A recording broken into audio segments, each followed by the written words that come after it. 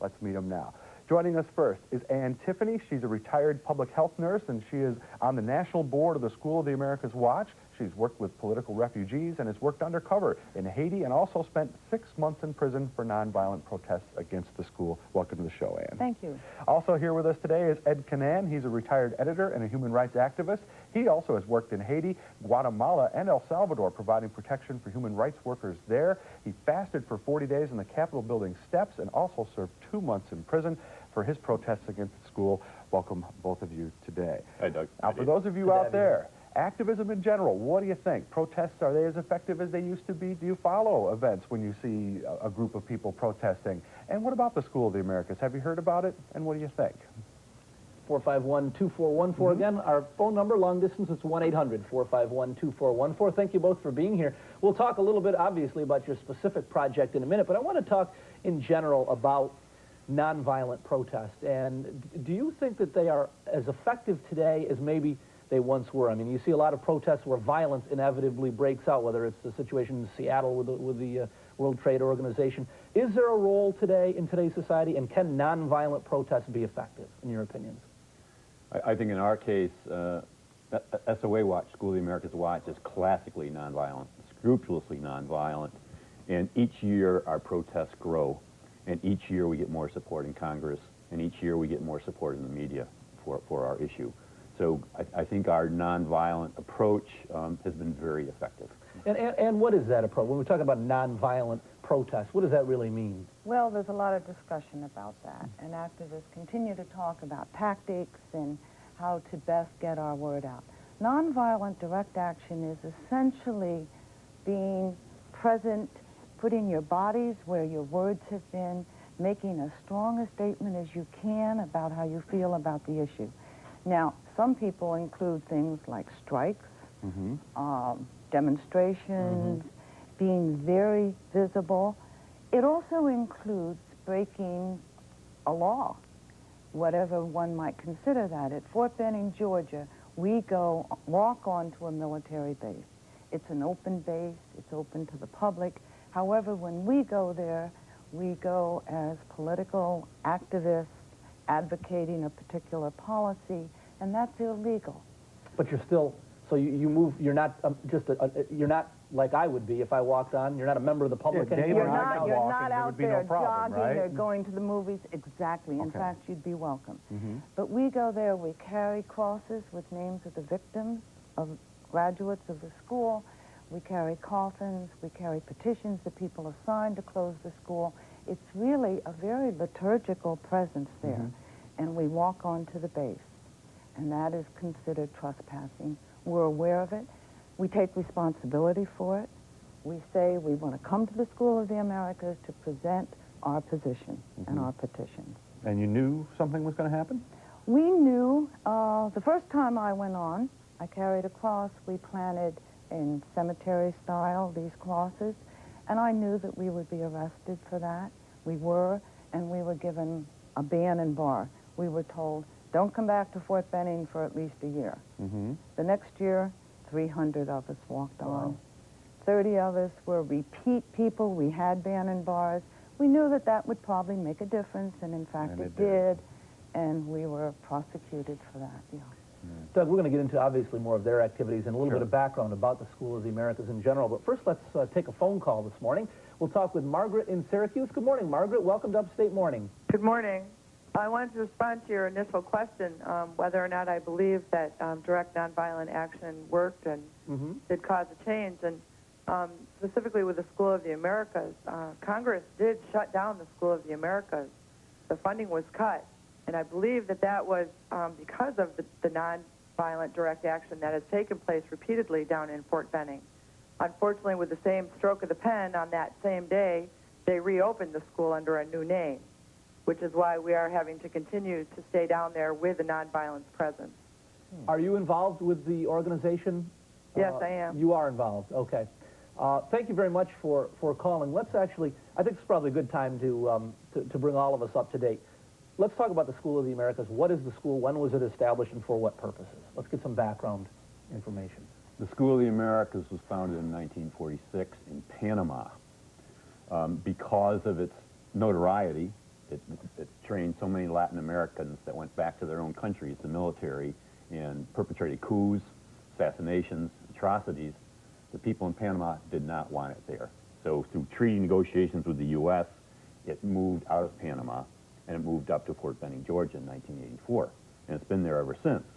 And as our callers just mentioned, back in December, technically speaking, the School of the Americas closed. But then it reopened in January under a new name, kind of a tongue-twisting name. I'll see if I got it right here. It's Western Hemisphere Institute for Security Cooperation. I think they wanted a name that didn't fit into a slogan or on a sign very well. Right. And so it continues to operate. We tend to call it the SOA anyway, because for us, SOA means School of Assassins. So for us, it's, the school is very much alive. It has not repudiated its bad old ways. Now, I was wondering, how did the first ideas about this come about? I mean, how did people find out? How did your group, how did other people find out what was going on at this school? Because up until then, really nobody knew what was happening, right? Well, the public at large had no idea about the School of the Americas. It's operated clandestinely for decades, since 1946. But some of us who have worked in what we call Latin America solidarity work have been aware of the atrocities perpetrated by School of the Americas graduates. I mean, I first started hearing about it in the late 70s, early 80s, actually, when it was still in Panama. Then in 1989, in El Salvador, during the Civil War there, 6 Jesuit priests and their housekeeper and her daughter were massacred by the Atlacatl Battalion of the Salvadoran Army. And that battalion trained at the School of the Americas. Okay.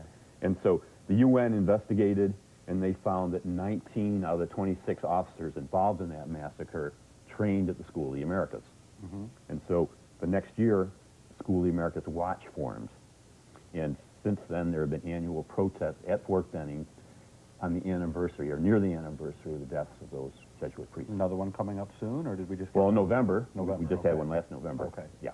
And how did you get involved in this?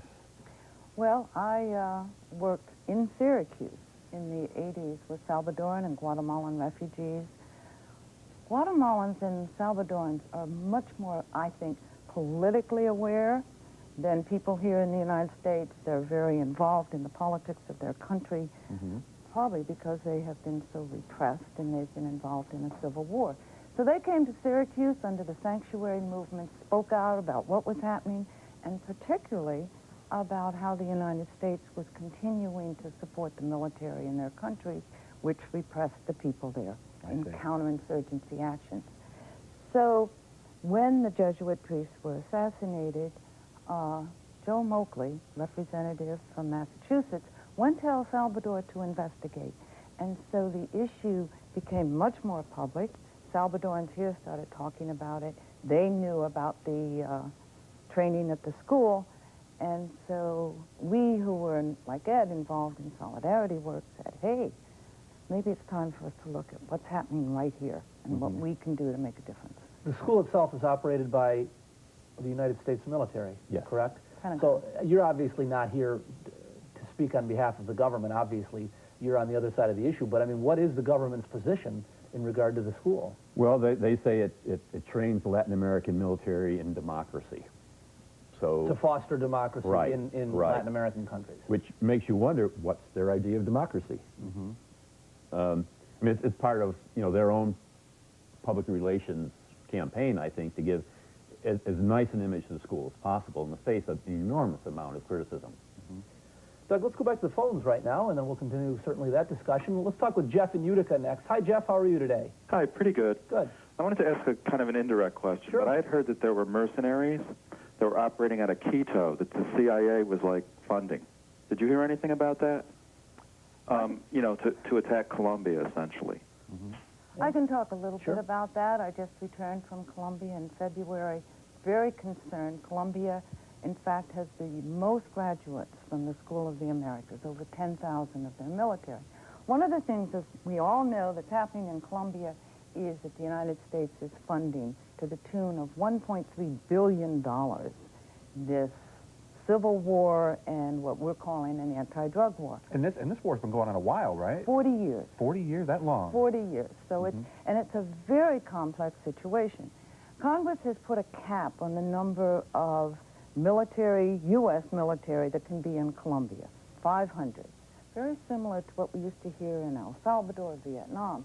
So what the Pentagon has done is called outsourcing.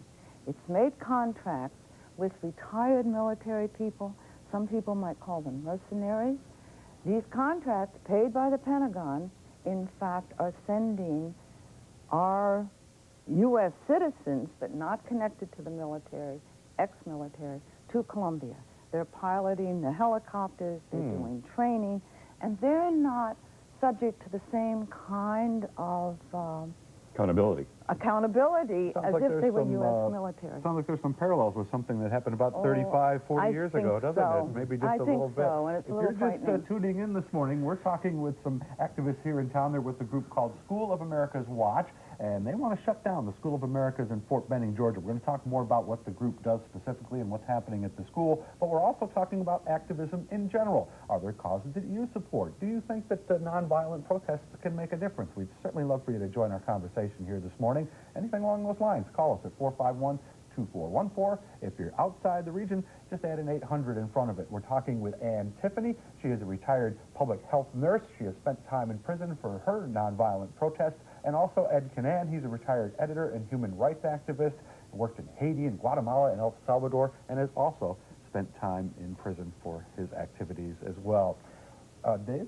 Yeah, I just wanted to get comments from both of our guests in regard to the level of support, or, you know, when there's an issue out there that you care that much about, to actually protest. I mean, most of us either may be concerned about an issue, you may take the next step, which might be to write a letter to your congressman or your United States senator, but you've actually gone one step significantly further. Why is that? What is it about this issue and protesting in general that you feel so strongly about, both of you, that you are going to take that extra step, which most of us wouldn't do?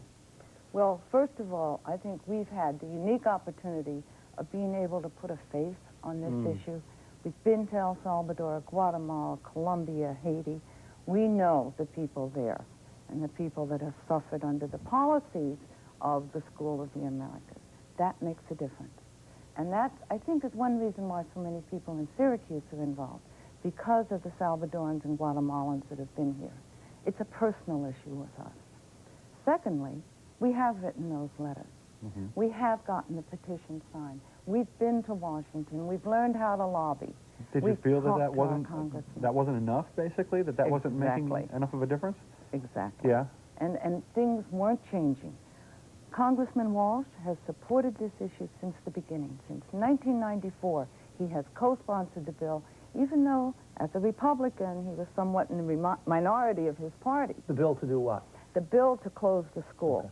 It's been sponsored by Joe Kennedy, originally, then Joe Moakley, and now will probably be picked up by Jim McGovern, all representatives. But so we've done all of those things that good citizens do. And I happen to believe that I'm very patriotic. I truly believe in this country. I believe in citizen participation. And I think there comes a time when you have to put your feet, your body, and make as strong a statement as possible. You almost cannot not do it. You use the phrase that you believe you're very patriotic in doing this. Yes. Does that imply that you've been attacked by those who are opposed to your efforts in saying that you're unpatriotic by Some taking those people actions? say, hey, if you don't like what your country's doing, leave. I mean, they still, you know, talk about get a job. You know, don't stand out there and protest. Do something, you know, like we all are doing. Well, I think if a democracy is going to survive, citizens need to know about what their country is doing. They need to care. And we're going to be in danger of losing the freedoms we have if we don't use them. Ed, did you want to?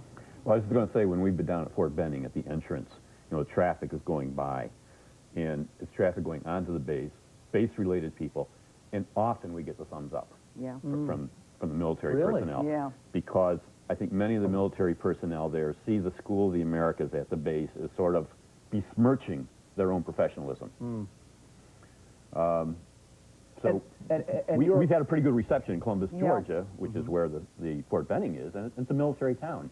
And yet folks Right. there Really? are Major been military quite base, open sure. to us. Okay, so Absolutely. it's not like they see you guys roll into town and, oh, no, here they are again. You don't get that. No, and I think a Does lot that of it... surprise you a little bit? Well, our nonviolent approach, our demeanor, our respect for the community, our respect for everyone we encounter there, I think has paid some dividends in terms of goodwill.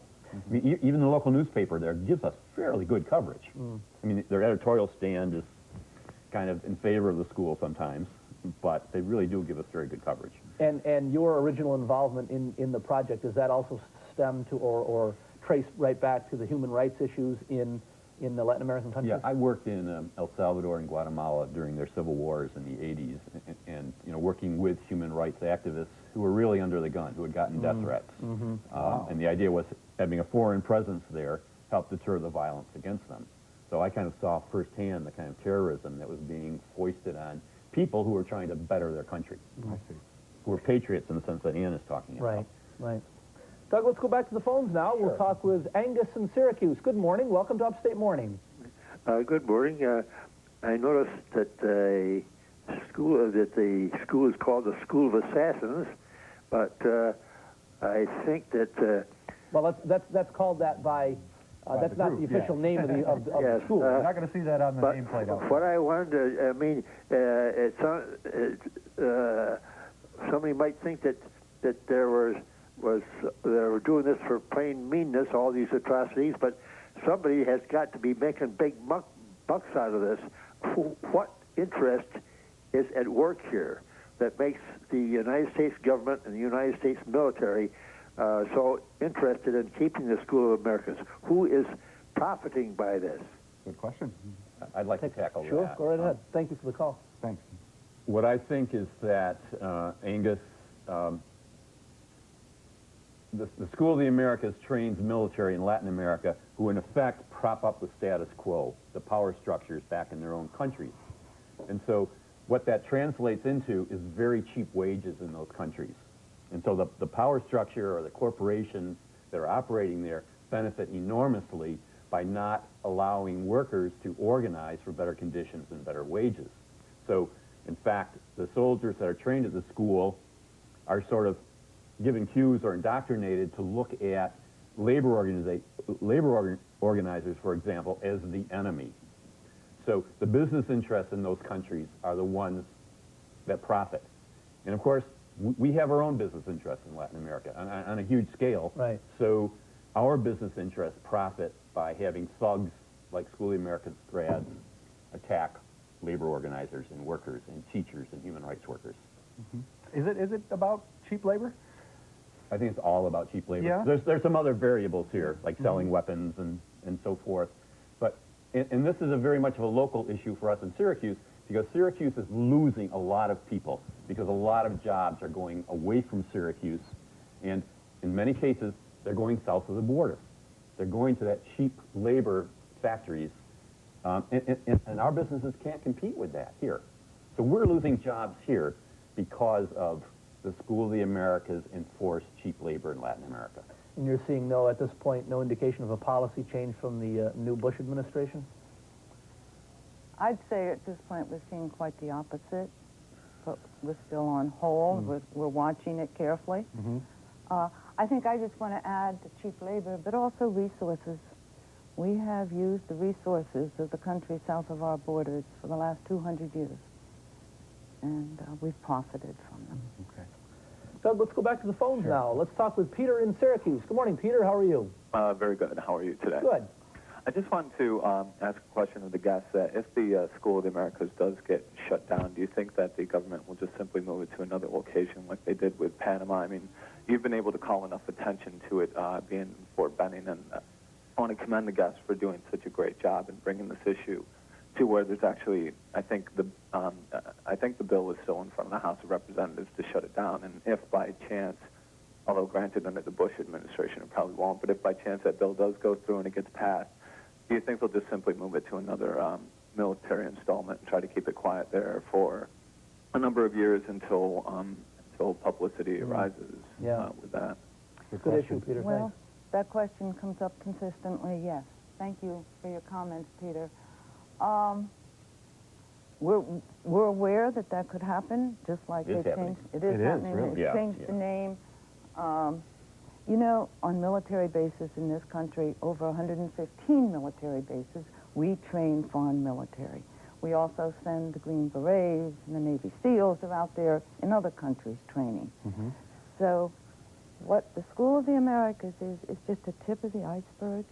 It's just, what would What do you one think, say? Dan? It's an indication of how involved we are in the globalization of the military. And so, yeah, I think it could happen. Yeah, I mean, I think it has happened that some of the functions of the School of the Americas aren't happening like they were before all the publicity. Okay. Some of the dirty tricks kinds of stuff, the anti-civilian training that has sort of been the hallmark of the School of the Americas. I think some of that is being offloaded elsewhere because of the scrutiny it's been getting. But the importance of continuing to put the attention on the School of the Americas is so these courses won't come back, and also to raise the public's consciousness about our foreign policy in Latin America and what our military is doing there. Now, you talked a little bit about the differences that they may move the school and everything. In general, and talk about the people in Syracuse and the people within the group as well that you run into, are people more apathetic to causes today as far as getting involved? Is it tougher to get from that first stage, like you mentioned, Dan, of writing a letter and calling your congressman? Do most people have a problem making that jump? And then how do they look at the There have been groups, some too? very large demonstrations in this country in the last couple of years, like Seattle, Washington, D.C. in April against the World Bank. Well, what the happened IMF. in Seattle? I mean, that turned very violent, it seemed, and it was obviously right there in the media. Does that hurt activism in general? So much Or of the did it make a violence was difference? police instigated. I mean, in a sense, you could call it a police riot that happened there. That isn't always a spin that was given by the media. Right. But when you watch the videos of that action there, you see the police using disproportionate force. Of course, inappropriately. obviously, anytime you have issues on both sides, I mean, spins can obviously be put on the Exactly. activists through web pages, and things can put a Sure. spin on as well. Yeah. But was the overall effect, I mean, by getting this out in the news and getting people talk about it, did that work? Well, I think it was heartening to me that what happened in Seattle happened. Mm-hmm. All those tens of thousands of activists, union guys and women working with environmentalists. Yeah, That was it seemed like an terrific. interesting mix Fascinating. of people, It didn't was. it? Yeah, a terrific range of activists and causes came together in Seattle. And that was very heartening to others that are involved in causes. I mean, and then Washington, D.C., Ann was there. She was part of that last April. I think what was to me in Washington, D.C. was not only the huge mix of people that were there, age-wise and issue-wise, but it was all the teachings that occurred. These students, I was so impressed with the students. Yeah. We hear that maybe they just go from protest to protest and they're caught up in the excitement of it. In fact, I found a real depth of knowledge about the economic globalization of our economy, the World Trade Organization, the World Bank, and now this free trade area of the Americas that's going to happen in Quebec next month. You're going to hear about it because that's the next location for a big protest. Right. Because students are aware, and it goes into the sweatshop issue. It affects our lives. Yeah. The sweatshop issue is very big at Syracuse University. We're going to get back to the phone Yeah. calls in just a second, but we didn't finish something in regard to our last caller, Peter, who called in, and it really gets to the ultimate goal of your organization. I mean, his call was in regard to shutting down the School of Americas, but the activities that school undertakes. So if it happens elsewhere, I mean, it seems to lead you to the point that you have long-term goals beyond simply shutting down that school, right? We would like to see U.S. foreign policy change. We'd like to see it become less belligerent, less repressive. Yeah, and so the School of the Americas is such an That's excellent the lightning symbol. rod of it. Yeah, Right, of the lightning issue. rod's a good Okay. image. Okay. Can I just speak to that Sure. very quickly? I agree with that 100%. And I think an example of that is Colombia. The European Union recently voted 474 to 1 not to send any military aid to Colombia, but in fact to send humanitarian aid to support the peace process, to address alternative developments so that the peasants wouldn't be raising coca. Our response was to send Black Hawk helicopters. We want to change that. We want them to Pour oil on the flames. Yeah. There you go. Okay. Back to the phones, Doug. Let's talk with Andy in Syracuse next. Andy, thanks for waiting. Go ahead. Hi, had a comment and then a question. Okay. One is, I noticed in this morning's paper there's a big article called Handling a Bully, that talks about what we need to do with our children to help deal with the issue of bullying. And it's partially reflecting on the recent school shootings where a number of the shooters have been smaller kids who've been bullied and then end up responding with this tremendous violence. And it seems to me that part of what your guests are describing is that the United States is acting internationally as a bully, and that in fact if we want our children to learn that it's not okay either to be bullies or to be bullied, that as a nation we ought to act in a different sort of manner. Do you agree with Good analogy. Andy's? Violence trickles down. That's an excellent analogy. It's not even an analogy. It's a direct causal relationship, I think. Andy, you had a question as well? Yeah, my question is, the discussion has recently turned a little bit on the show to the issue of globalization, and I wonder if your guests could talk about whether they see a relationship between this economic globalization and world trade and their efforts to shut down the School of the Americas. Tackle that one? I see a direct relationship, Yeah. and I think Ed's addressed that to some extent, talking about the role of the school.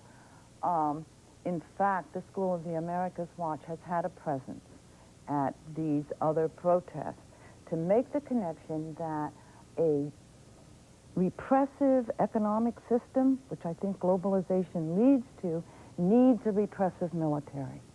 It needs to control organizing and unionization and maintain this atmosphere where low wages can continue, where we can continue to rape these countries of their resources. So there's a direct connection, and we need to continue to make it. Very good. Andy, thanks for the call. Let's move now to Ken and Marcellus. Good morning, Ken. Welcome to the program. Yes, good morning. I'm just wondering whether the quote our government's going to engage in anti-civilian training, because you've got a lot of people losing their jobs in this country through because of free trade, and some of the computer companies are laying a lot of people off, and other types of businesses as well. I mean, I just wonder what our government's response to be to a lot of these instabilities and insecurities that are being caused. I mean, it's getting kind of grave in this country too, though, and it's going to get probably get worse in the future. I'm just wondering whether our government's going to engage in anti-civilian training to quote keep the people under control and so on. Well, thank you. Thank you. You know, we've been talking, Ken, about these demonstrations in Seattle and Washington and at the national conventions, Republican and Democratic conventions. Well, the police there in these cities have become very heavily militarized. Really? So it's almost as if they're taking a page out of the book from the military policy that's behind the School of the Americas Watch. Now, our government, I think, is run by people mostly who have been elected through funding provided by corporations. So I think our government is largely responsive to the corporations that benefit by the cheap labor in Latin America, as opposed to, the workers. So I think many of our government's policies, and the current administration, but also the Clinton administration, so it's both parties, are much more responsive to the people making the profit as opposed to responsive to the workers. Ed, you talked about the issue of the police force in those cities, and how do you balance that with what is obvious in regard to terrorism around the world, but also in this country? You look at the World Trade Center bombings. I mean, there has to be some sort of a balance. Obviously, we have to protect against that in some way, shape, or form. Correct? Well, I'm glad you mentioned terrorism, because I would suggest that what the School of the Americas teaches and has taught since 1946 is terrorism. I mean, that's what it is about. It's striking terror in countries in Latin America and training people to do that professionally. Doug, let's go back to the phones now and talk with Neil and Salve. Good morning, Neil. How are you today? Good morning. You have two guests there I applaud extremely. To stand up and fight and to be a champion of liberty and democracy is not an easy thing. Gandhi has proven that. Lives have to be lost and everything else, but I applaud them. But what is wrong, I do feel, is that the CIA has done more destruction than good to the world. We can't police the whole world, and we can't bring them to our way of thought. These people, Congress and the House of Representatives, need to look and see how the taxpayer dollars are spent.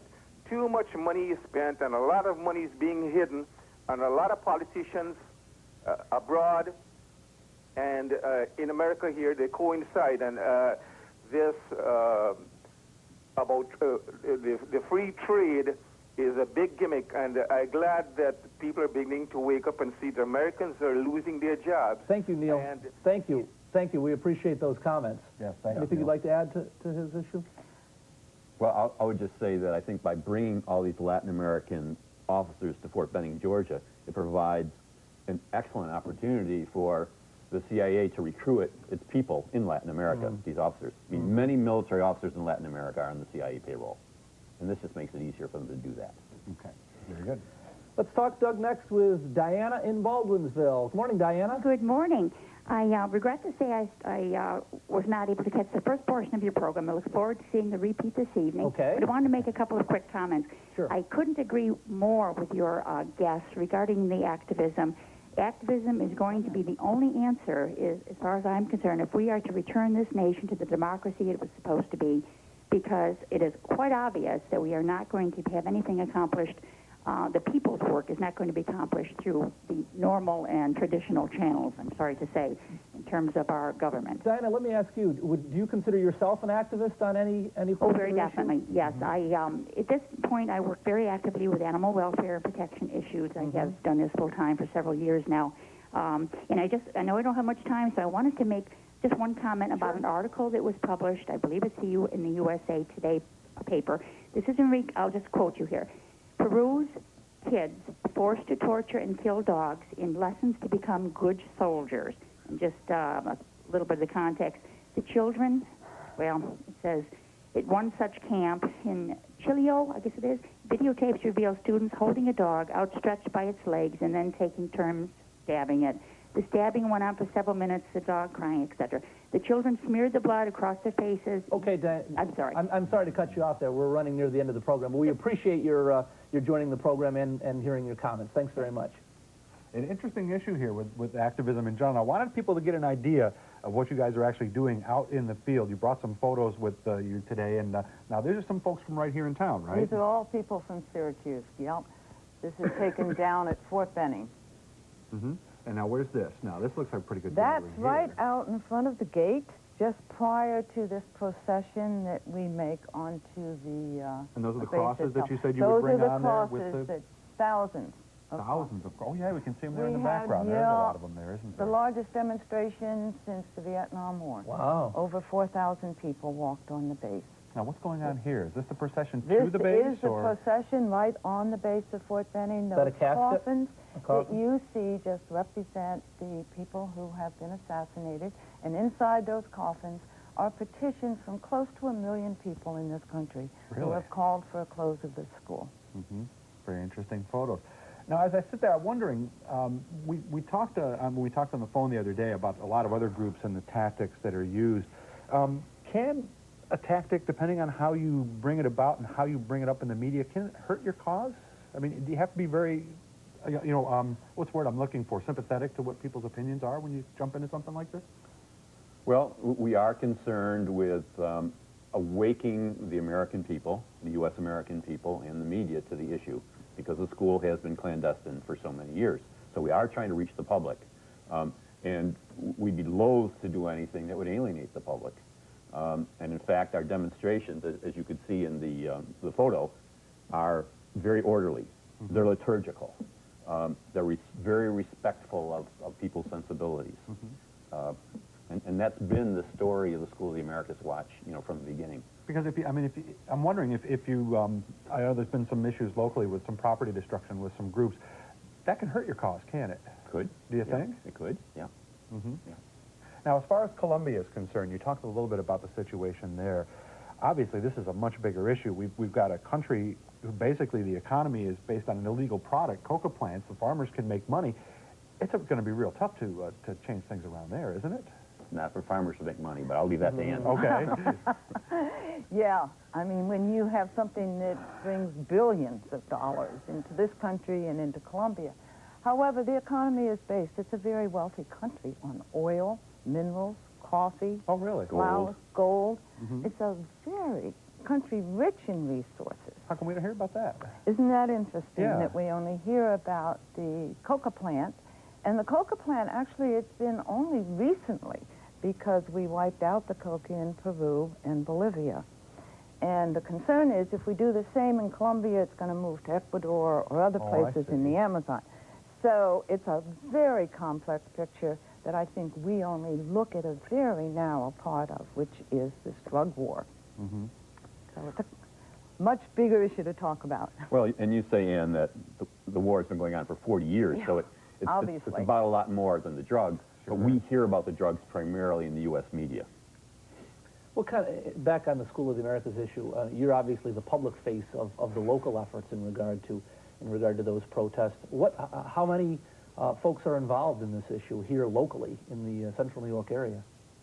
Well, it's hard to enumerate. We have a mailing list of several hundred. We have monthly meetings where 12 to 15 folks regularly attend. And how often are you going to Georgia? Well, it's basically once a year in November, but there's also other things that sometimes happen in Georgia. But one of the interesting measures of the involvement locally is that 6 of us were in prison for 6 months from Syracuse on this issue at one time. Wow. Now I'm wondering, years ago. I'm wondering, especially for you, Ann, I know you have grandchildren, what was that discussion like, gee, Grandma's in jail? We had a wonderful discussion. All 10 of my grandchildren came to visit me while I was in jail. Yeah. They are proud of their grandmothers. They kind of understand the issue, as young as they are. Really? And I'm hoping that I'm a good example to them. They were worried. They were worried that I would only have bread and water to eat for 6 months. That kind of thing are stereotypes of prison. And so it was good for them to, I think, know. Hopefully, I'm, as I say, a good role model. Ed, does serving time in prison actually tend to strengthen your resolve to be successful in the long run? Yeah, and I expected this to happen, and it did. I'm more invested in the issue because of the time I spent in prison. And I saw how having people in prison making that step actually strengthened our campaign. Very nice. I'd like to thank you guys for joining us here today. We obviously had a lot of things we could talk about, and but we've run out of time. I'd like to thank you guys both for coming here today, and Tiffany from the School of America's Watch right here in Syracuse, and Ed Kinane, also retired editor and also with the group. Thanks for coming in today and spending some time with us. Thank you, Doug. Good to see you both. Thanks very much.